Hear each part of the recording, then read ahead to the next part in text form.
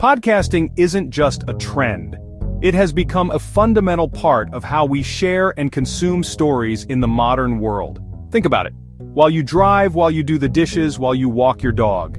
It's an intimate medium, a voice speaking directly into your ear, building a connection that, honestly, few other formats can replicate. This is why millions of people tune in every single day. They're not just seeking information, they're looking for companionship, inspiration, a window into someone else's world. The barrier to entry is lower than it has ever been, making it a golden age for creators who have something to say. The world is waiting to hear your unique perspective, your passion, your story. The true magic of podcasting lies in its simplicity and its depth. Before you even think about hitting the record button, you need a plan.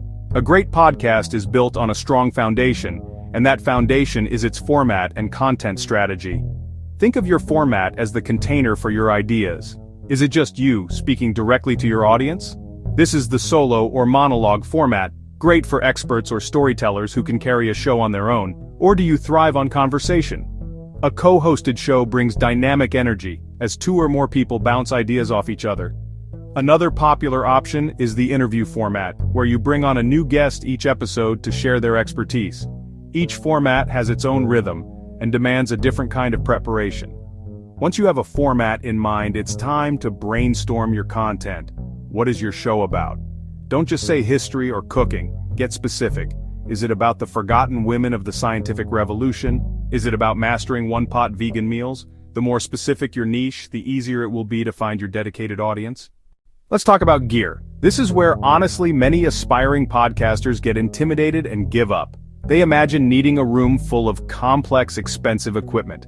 I'm here to tell you that's a myth. You can create a high-quality podcast with just a few essential items. The most important piece of equipment, without question, is your microphone.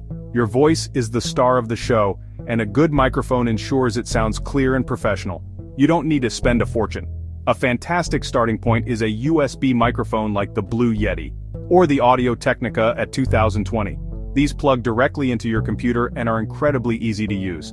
Next on the list are headphones. And no, you can't skip them. Headphones are not for listening to music while you record. They are for monitoring your audio as it's being recorded.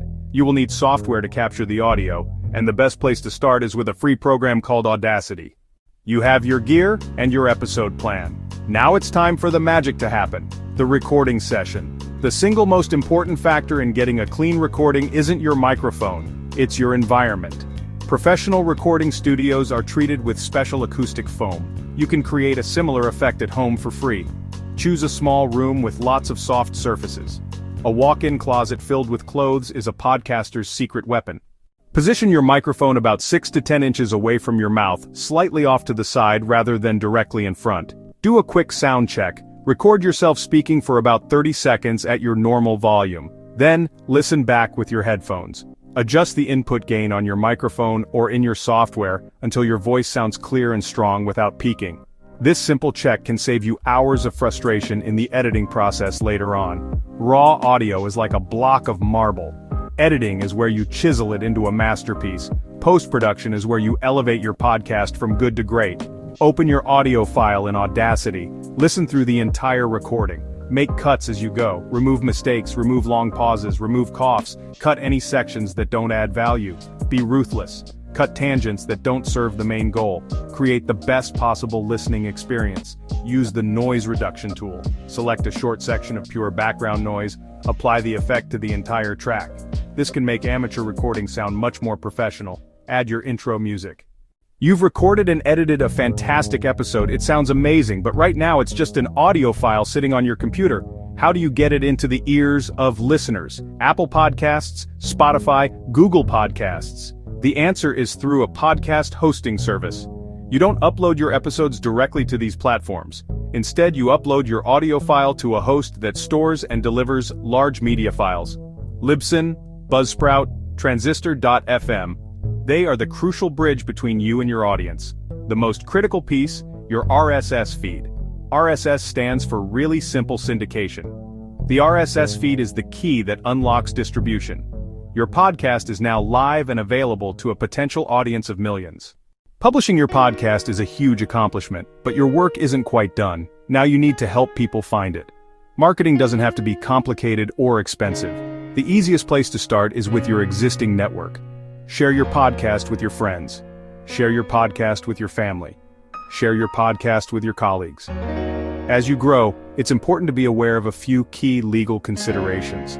The most significant one is copyright, especially concerning music.